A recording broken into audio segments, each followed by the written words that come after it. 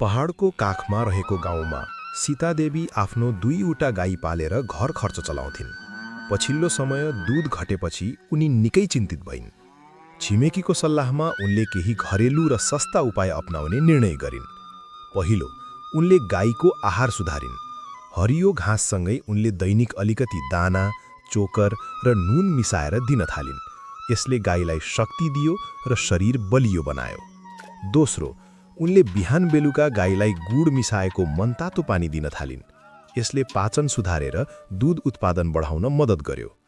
तेस्रो, उनले गाई दुहुने समय निश्चित गरिन्। हरेक दिन एउटै समयमा शान्त वातावरणमा दुहुँदा गाई तनावमुक्त भयो र दूध बढ्न थाल्यो। चौथो, उनले गोठ सफा राख्न विशेष ध्यान दिइन्।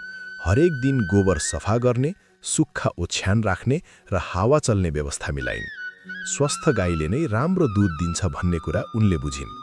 पाँचौं, उनले गाईलाई दैनिक खुला घाम र हल्का हिँडडुलको व्यवस्था गरिन्।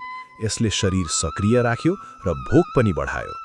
केही हप्तापछि सीतादेवीले फरक महसुस गरिन्। गाईले पहिले भन्दा धेरै दूध दिन थाल्यो। उनले बुझिन् महँगो औषधि होइन, सही हेरचाह र सन्तुलित आहार नै दूध बढाउने साँचो उपाय रहेछ।